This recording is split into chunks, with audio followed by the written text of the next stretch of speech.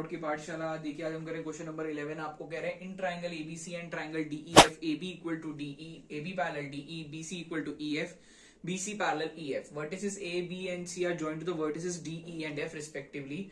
और हमें ये शो करनी है, करीब 6 चीजें हमने शो करनी रहेंगी। तो हम प्रूफ से शुरू करते हैं अपने।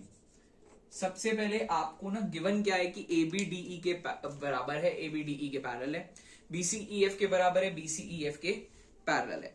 तो सबसे पहले देखिए हमें गिवन क्या है, ए बी डी ई के बराबर है और ए बी डी ई के पैरेलल है। ये क्वेश्चन के अंदर आपको गिवन है, देखो ये रहा गिवन। तो बच्चों अगर ए बी डी ई के बराबर और ए बी डी ई के पैरेलल है तो मैं क्या कह सकता हूं कि ए बी ई डी क्या बन गया, एक पैरेललोग्राम। ये गिवन था आपको। तो इससे क्या हो गया, therefore A B E D is a parallelogram. आपका जी फर्स्ट पार्ट प्रूव हो गया, बहुत इजी है, फर्स्ट पार्ट प्रूव हो गया। सेकंड पार्ट, अब आपको क्या गिवन है, आपको गिवन क्या है नाउ, हमें गिवन है कि बीसी और ईएफ बराबर है और आपको पता है बीसी और ईएफ पैरेलल भी है, क्वेश्चन के अंदर गिवन है। तो गिवन है, इससे मैं क्या कह सकता हूं कि बी, इससे हम कह सकते हैं बी ई एफ सी क्या बन गया, एक पैरेललोग्राम। इससे क्या हुआ, सेकंड पार्ट भी प्रूव हो गया। अब 2 पार्ट्स तो हमने ऐसे ही प्रूव कर लिए।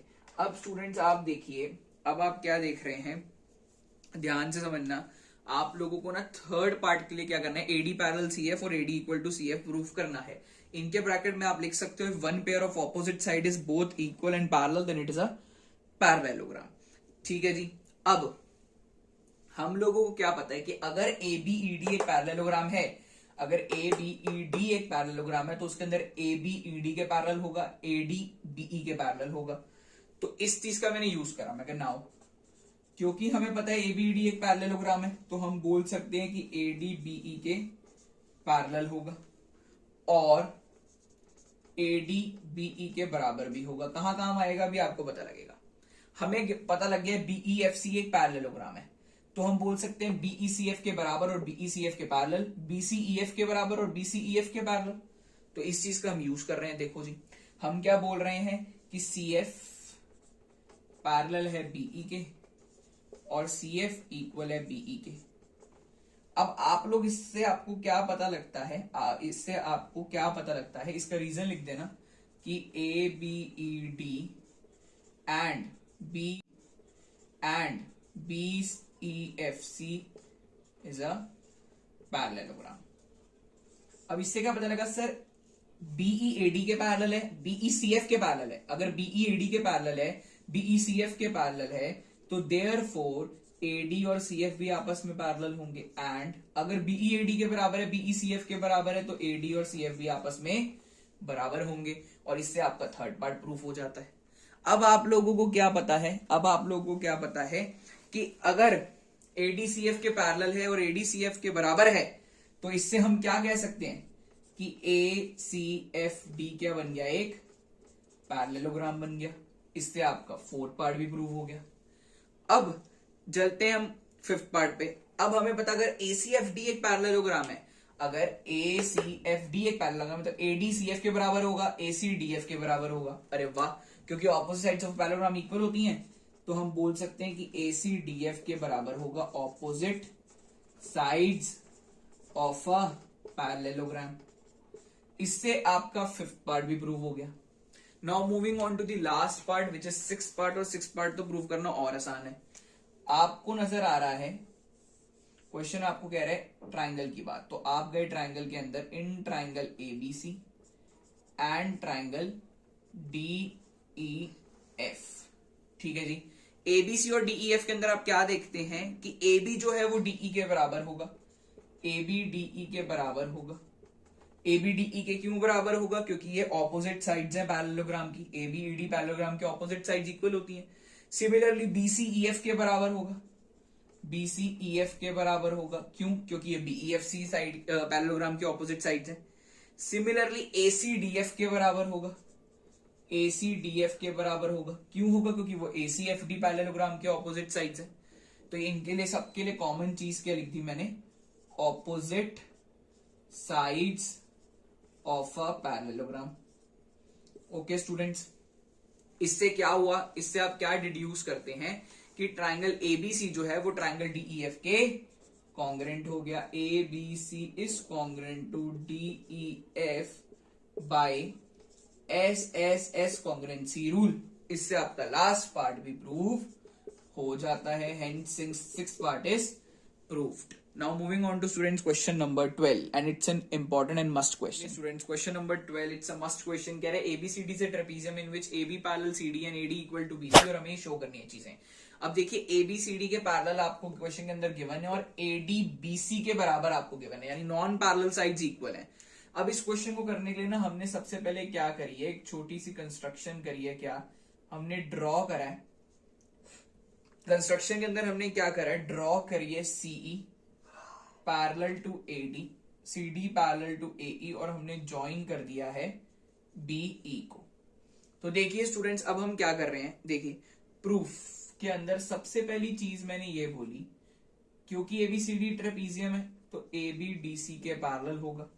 अगर ABDC के पैरेलल है तो मैं ये भी कह सकता हूं कि AE जो है वो भी DC के पैरेलल होगी, AE भी DC के पैरेलल होगी।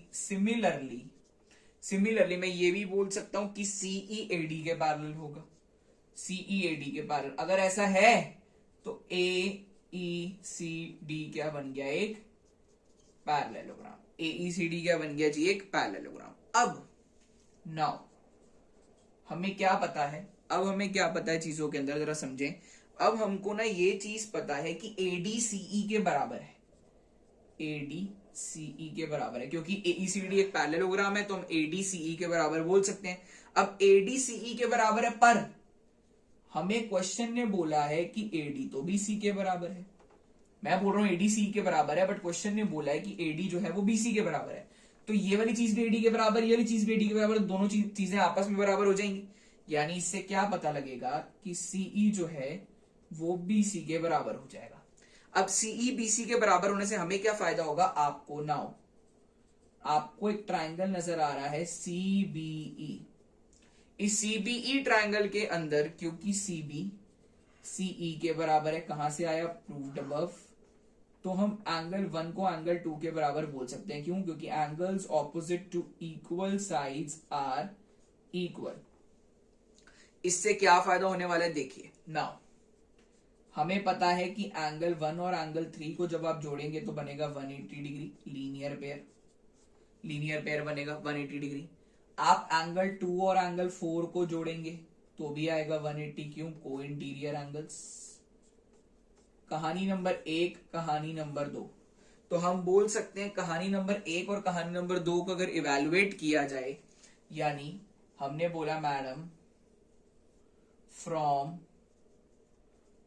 1 and 2, कहानी नंबर 1 और कहानी नंबर, चाहे ये वाली पूरी चीज 180 के बराबर, ये वाली पूरी चीज 180 के बराबर, तो ये दोनों चीजें आपस में बराबर।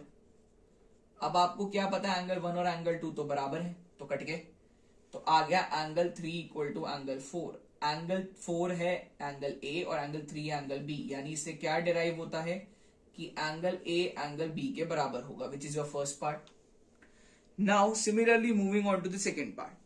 मैंने बोला मैम नाउ मुझे पता है कि एंगल 1 ना एंगल 5 के बराबर होगा, ऑल्टरनेट एंगल्स है। कहानी नंबर 3, मैम मुझे पता है कि एंगल 2 एंगल 6 के बराबर होगा।